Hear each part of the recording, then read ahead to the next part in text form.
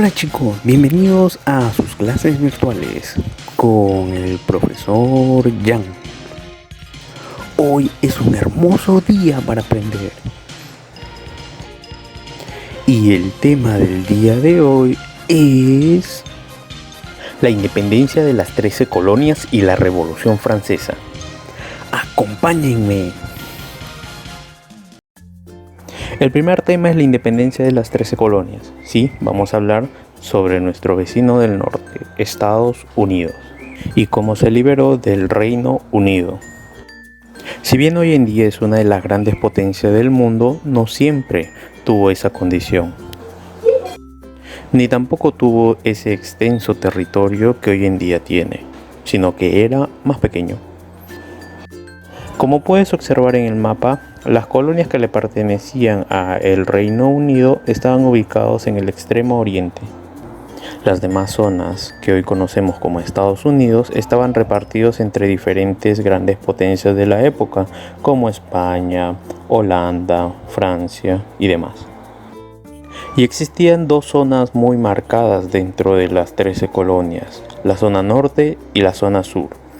En la zona norte, la principal actividad económica era el comercio y la industria. Por otro lado, las colonias que se ubican hacia el sur se dedican a la agricultura. Sobre todo, su economía se basaba en las grandes plantaciones de algodón, también de tabaco y de arroz, las cuales eran cosechadas por su gran mayoría por esclavos negros. Y las 13 colonias son las siguientes: New Hampshire, Massachusetts, Rhode Island, Connecticut, New York, New Jersey, Pennsylvania, Delaware, Maryland, Virginia, Carolina del Norte, Carolina del Sur y Georgia. La clasificación social se hacía de acuerdo a la etnia, o sea, a las razas. Y habían dos grupos: la población blanca, que eran los dominantes, y los esclavos negros, que se dedicaban sobre todo al trabajo dentro de las plantaciones agrícolas en la zona sur, como ya te había mencionado. Los nativos, pues la verdad es que había muy pocos nativos, ya habían sido en su gran mayoría exterminados y no quedaban muchos rasgos de ellos. Ahora veamos cómo inició el proceso de independencia. Para esto hay que entrar en contexto. Empecemos con la Guerra de los 7 años, que se dio de 1754 a 1763. En esta guerra se enfrentaron dos países que ya venían desde una enemistad ancestral: Inglaterra versus Francia. Pero Inglaterra iba a utilizar las colonias a su favor. Utilizó los recursos de Estados Unidos, así como los hombres, para poder tener mayoría frente a Francia y salir victorioso. Y efectivamente, Inglaterra ganó esta guerra. Pero las consecuencias las iba a tener que asumir las 13 colonias de Inglaterra. Y tú te preguntarás seguramente por qué. Lo que sucede es que una colonia siempre va a tener que sufrir el desgaste que sufra la potencia, la metrópoli. Y así la economía de la propia Inglaterra no verse afectada. Es algo muy parecido a lo que sucedía entre España y sus colonias en América, como México y Perú. Así que para compensar los gastos de la guerra, el gobierno británico impuso las siguientes medidas. Sobre todo, medidas de tipo tributario, o sea que puso muchos impuestos a las 13 colonias. Sobre todo decretó la Sugar Act, que es una ley que hará cobrar impuestos a los productos como el café, el vino y demás. Esto perjudicó terriblemente a la economía de estas 13 colonias, originando un gran descontento y enemistad hacia los británicos en las 13 colonias. Pero lo que no soportaron las 13 colonias fue cuando se produjo el Tea Act, que era una ley mediante la cual solamente los británicos iban a poder comercializar el té en las 13 colonias, y esto iba a perjudicar a muchos comerciantes norteamericanos. Y esto trajo como consecuencia el famoso llamado Motín del Té, en el cual una cantidad de pobladores, o también llamados colonos, se habían disfrazado de indios y fueron hacia el muelle y asaltaron todos los barcos ingleses que estaban cargando té. Después de eso, agarraron todos los productos de té y los arrojaron al mar, en una especie de mensaje simbólico y de desafío hacia las autoridades británicas. Esto trajo como consecuencia que Inglaterra mandara a una inmensa cantidad de soldados británicos a cuidar las 13 colonias. Y todo esto ya empezaba a tener un olor un poco peligroso, ya que se podía sentir que iba a haber un gran enfrentamiento entre británicos y colonos, o también llamados habitantes de las 13 colonias. Tú puedes reconocer a los soldados británicos porque ellos visten una especie de casaca de color rojo. Por eso es que también los conocen como los casacas rojas. Al año siguiente, después de este motín del té, o sea, en 1774, las 13 colonias decidieron reunirse en Filadelfia, ¿sí? En la ciudad de Filadelfia, para decidir qué es lo que podrían ellos hacer ante esta situación tensa que estaban teniendo con Gran Bretaña. Y llegaron a una sola conclusión, que tenían que volverse en una nación independiente. Por eso es que se proclamó la independencia de los Estados Unidos de América el 4 de julio de 1776. Una independencia que se iba a basar en la libertad, la igualdad de las personas, el derecho a rebelarse contra una tiranía y la división de poderes. Pero hubo una población que decidió no participar en este proceso de independencia porque significaba irse a la guerra contra los británicos. Sí, fueron los canadienses los que decidieron no unirse a los norteamericanos. Como ya te mencioné, en Filadelfia en 1774 se produjo esta gran reunión de las 13 colonias. Para el siguiente año, 1775, se produjo un segundo encuentro en la misma ciudad, en Filadelfia. A estas reuniones se les conoce como congresos continentales. Por lo tanto, en 1974 fue el primer congreso continental y para el 75 el segundo.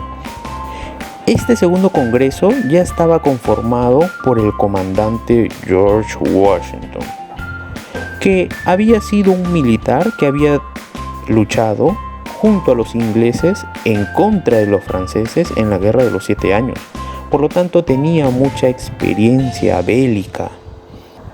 Y se recuerda este segundo Congreso Continental porque empezaron a darle forma al tipo de gobierno que iban a querer una vez que Estados Unidos se logre independizar. Es aquí cuando aparecen los famosos padres de la patria norteamericana como Benjamin Franklin, Thomas Jefferson y John Adams. Las etapas de la Guerra de Independencia fueron dos. En la primera etapa hay que resaltar la gran victoria de la Batalla de Saratoga, debido a que los que participaron fueron milicia, o sea que fueron campesinos sin ningún tipo de instrucción militar los que se fueron a batalla y ganaron al extraordinario ejército imperial de Gran Bretaña. Por otro lado, en la segunda etapa hay que resaltar la gran victoria definitiva en Yorktown en 1781. Esta victoria marcó el definitivo retiro de los británicos en el campo americano. para finalmente en 1783 firmar la Paz de Versalles, mediante la cual Gran Bretaña reconoce la existencia oficialmente y reconocido ante todos los países de Estados Unidos. Aquí es cuando ya nace Estados Unidos como tal. Así es, la tierra del tío Sam nace oficialmente en el continente americano. Un aplauso para el país de los gringos. Ahora lo que necesitan es un sistema justo y equilibrado para poder ordenar a la sociedad y a este nuevo estado. Es por ello que el Congreso norteamericano implementó leyes para poder administrar este nuevo gobierno, y entre las medidas optó por un sistema en el cual los poderes estuvieran divididos en tres: un poder ejecutivo, legislativo y judicial, muy parecido al sistema que tenemos aquí en el Perú. Sin embargo, no se les otorgó muchos derechos a las mujeres ni a la población negra. Es por ello que estuvieron por un largo tiempo excluidos de la vida social y política en Estados Unidos. No todo iba a ser perfecto. Sin embargo, hoy en día ya lo corrigieron, y es por ello que Estados Unidos es considerado como uno de los países donde se ejecuta una democracia y una igualdad que es envidiada en muchos otros países del mundo. Ahora trasladémonos a Europa y específicamente al país de Francia, y vamos a ver los sucesos que ocurrieron en el país de Ratatouille, que cambiará la sociedad, la política, la economía y todo el espectro de la Europa del siglo XVIII. Empecemos por las causas. Existieron tres tipos de causas que provocaron la revolución. Primero, la económica.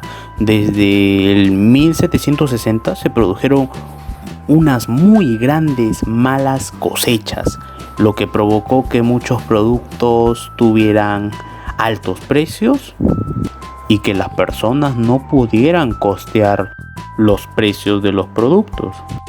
Las causas sociales. Los burgueses estaban muy descontentos, que a pesar de que estaban teniendo riquezas, un gran poder económico, no tenían acceso al poder político.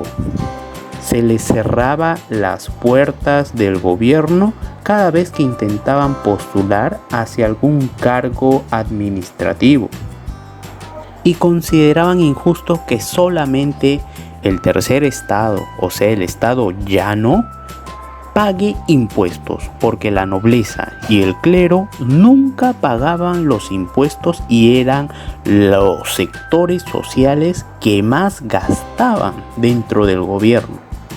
Y las causas ideológicas, debido a la gran influencia de esta corriente de ideas sobre libertad que ya habíamos hablado en una clase anterior, lo que nosotros conocemos como la Ilustración.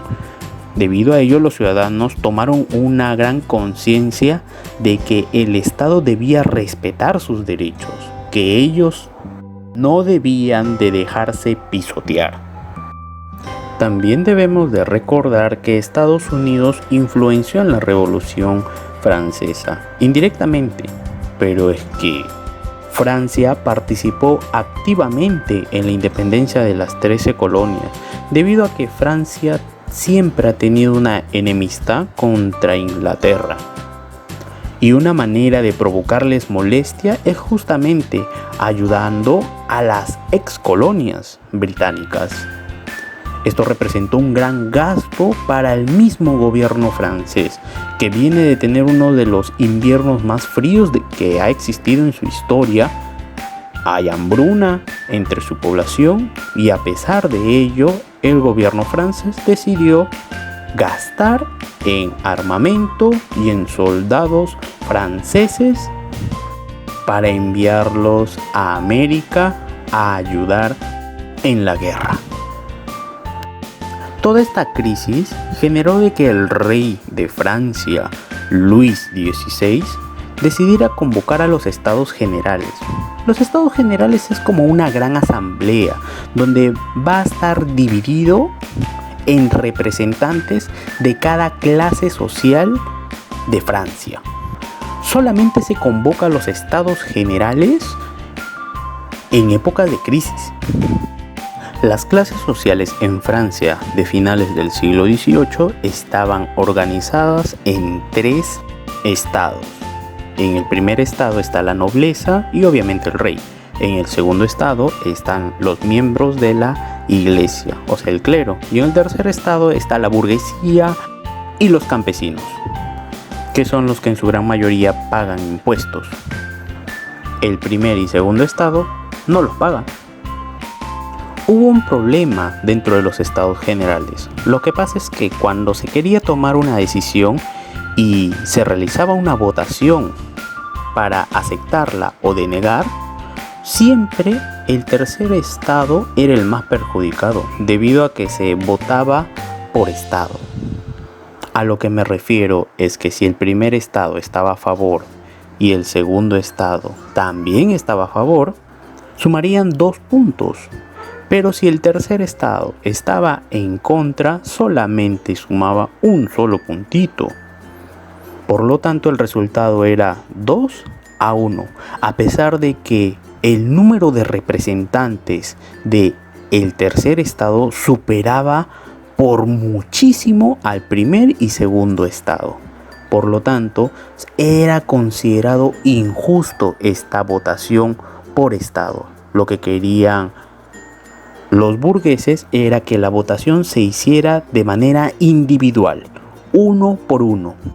Esto provocó que el rey un día le cerrara la puerta del salón donde se estaban organizando los Estados Generales, o sea, esta gran asamblea. Los burgueses, o sea, los representantes del tercer estado, se achoraron y dijeron: si no nos dejan ingresar, pues muy bien, nosotros vamos a buscar otro salón donde nos podamos reunir y tomar decisiones. Y como ustedes, el primer y el segundo estado, no quiere participar en las negociaciones para llegar a algún tipo de acuerdo y salir de esta crisis en Francia, pues entonces solamente nosotros vamos a tomar decisiones. El pueblo tiene una voz. Es así que aprovecharon que en un salón donde se practicaba un juego con una pelota estaba vacía. Allí se metieron todos los representantes del tercer estado e hicieron un juramento.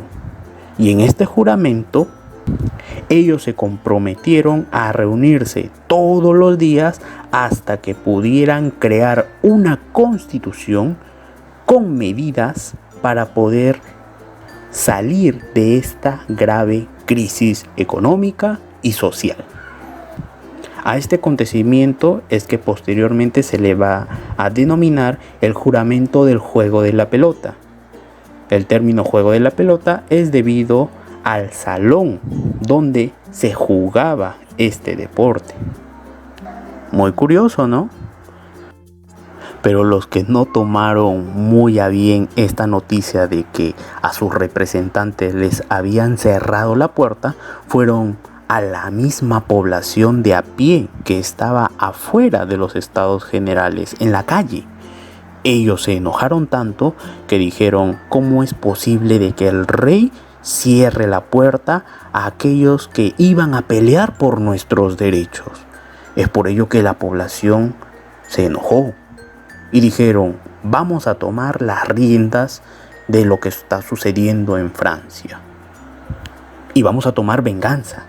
Es así que miraron hacia la prisión donde se tiene arrestado a todos los enemigos políticos del rey y la asaltaron. Robaron armas, pólvora, mataron a todos los soldados que custodiaban esta enorme prisión que se llamaba la Bastilla. A este acontecimiento se le conoce como la toma de la Bastilla. E incluso incendiaron las instalaciones y la población no paró hasta ver totalmente destruida este gran castillo. que representaba el poder del rey de Francia. El rey Luis XVI, totalmente alarmado con lo que había sucedido, pregunta a sus consejeros que qué era lo que había pasado, ¿una revuelta? A lo cual los consejeros le respondieron: no, señor, no es una revuelta, es una revolución. ¿Recuerdas a los que se habían reunido en el salón del juego de la pelota? Pues muy bien, ahora ellos se hacían llamar la Asamblea Constituyente y su fin era crear una constitución. Pero en el transcurso ellos iban a elaborar y aprobar la Declaración de los Derechos del Hombre y del Ciudadano. En este documento se plasmó la idea de un nuevo orden político bajo los principios de igualdad, libertad y fraternidad. Aquí te das cuenta de la influencia de la Ilustración. El rey de Francia, al ver que su poder se veía reducido, inmediatamente entró en desesperación. Y lo primero que hizo fue pedir ayuda a la familia de su esposa, la reina María Antonieta. Su familia vivía en Austria y en Prusia. Es por ello que Luis XVI pidió que intervinieran en Francia los ejércitos de dichos países. Y tú los puedes ver aquí en el siguiente mapa. Están muy cerca a Francia. Es así cuando se inicia una guerra que intentará acabar con la Revolución Francesa. Y en un inicio la guerra fue desastrosa para los franceses. Los austriacos y prusianos invadieron el país. Sin embargo, pudieron contener al ejército gracias a los voluntarios que se ofrecieron a participar y cuidar de los derechos que estaban empezando a ganar producto de la revolución. Y en un acto de motivación hacia estos voluntarios es que se compone la Marsellesa, el himno nacional de Francia, considerado uno de los himnos más hermosos en el mundo. Pero ahí cerca nada más está el himno peruano. Con todo esto, la asamblea había cumplido con su función y había realizado unas elecciones en las cuales se iba a dar a conocer el primer congreso de la Primera República de Francia. Este primer congreso se hizo llamar la Convención y dentro habían facciones o como partidos políticos que en su gran mayoría estuvieron divididos en dos. Por un lado estaban los jacobinos, que eran los más radicales y querían sangre, y por otros lados estaban los girondinos, que eran más moderados y estaban en defensa de proteger la vida del rey, que si bien ya no tenía ningún poder, no veían necesario matarlo para poder crear esta nueva república. Pero de la nada ocurrió un hecho que llamó mucho la atención y fue muy escandaloso. El rey Luis XVI con toda la familia real intentaron huir hacia Austria, donde se ubicaba la familia de la esposa María Antonieta. Salió en la madrugada, en la noche, para que nadie se diera cuenta de su presencia. Sin embargo, faltando ya tan solo un par de kilómetros para salir de Francia, lo reconocen en una frontera. Y Luis XVI, al pensar que al descubrir su identidad se iban a arrodillar hacia él, pues terminó ocurriendo todo lo contrario. Lo arrestaron y lo trajeron de regreso a París, pero esta vez con una fuerte custodia de soldados muy bien armados y sí, con la acusación de traición a la patria. Un rey que abandona a su pueblo en pro de una invasión extranjera. Eso sí que no se escucha nada bien para Luis XVI y creo que las consecuencias también no van a ser tan buenas. Y sí, al retornar a París se le hizo un juicio en el cual obviamente se le declaró culpable. Aquí ahora solamente quedaba por discutir cuál sería la sanción de Luis XVI. Y por más que los girondinos intentaron apelar a no optar por una pena capital, o sea, por una ejecución, los jacobinos fueron los que terminaron teniendo más influencia. Es así como el 21 de enero de 1793, Luis XVI fue acusado de alta traición y ejecutado en un invento de un médico francés, Joseph Guillen, llamada la guillotine. Sería una muerte rápida y sin ningún tipo de sufrimiento. Al poco tiempo, su esposa también fue enjuiciada, sentenciada y ejecutada de la misma forma en la guillotina. Y así se terminó la monarquía en Francia, debido a que no supieron escuchar a su gente ni tampoco cómo resolver la crisis que había surgido en su país. Con todos estos acontecimientos, los jacobinos habían ganado una gran popularidad, y esto fue aprovechado por este sujeto, Maximilien Robespierre. Robespierre dio un golpe de estado a el Congreso, o también llamado la Convención. Es así como va a iniciarse el llamado Gobierno del Terror, un gobierno que va a estar controlado por los jacobinos y van a dejar a los girondinos de lado. Robespierre va a implantar unas medidas muy duras y sobre todo iba a implantar la medida de acabar con todo aquel contrarrevolucionario. Es así como cientos de ejecuciones se realizaron todos los días, una tras otra, tras otra. Incluso a veces sin ningún tipo de argumento que pudiera acusar a una persona de ser contrarrevolucionario, simplemente se los mandaba a la guillotina. El gobierno se convirtió en un caos. Incluso amigos del propio Robespierre fueron enviados a morir. A Robespierre lo conocían como el incorruptible, pero sin embargo se estaba convirtiendo en aquello que había alguna vez jurado nunca ser. La revolución se estaba convirtiendo en una dictadura, hasta que el pueblo no resistió más.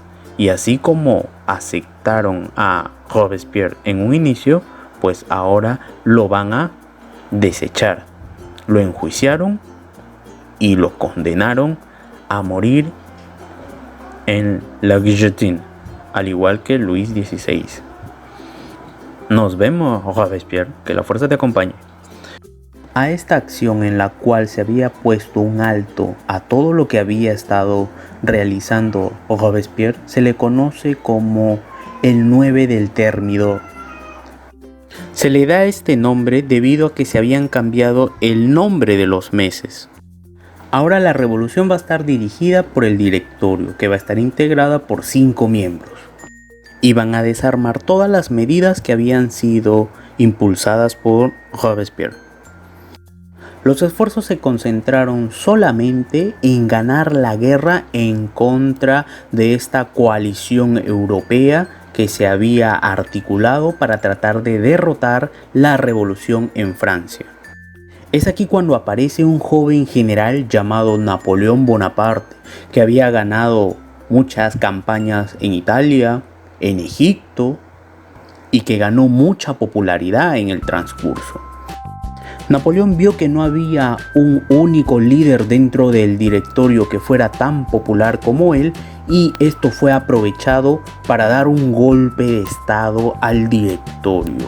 el 18 de Brumario, que en nuestro calendario actual sería el 9 de diciembre de 1799. Con este hecho se podría dar por culminado el proceso de Revolución Francesa, ya que aquí va a empezar el conocido Imperio Napoleónico, que va a ser objeto de estudio en una siguiente clase. De todas maneras, no hay que olvidar las consecuencias de la revolución. En lo político, destruyó los privilegios de la aristocracia y del clero. En lo económico, abolió la servidumbre y los derechos feudales y le quitó la propiedad a la nobleza y al clero. Y en lo cultural, aplicó todas las ideas de la Ilustración.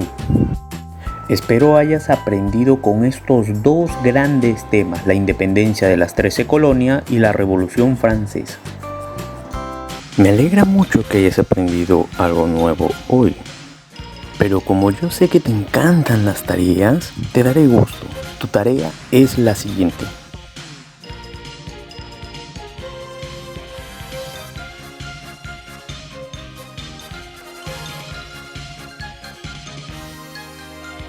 Gracias por tu atención. Hasta luego.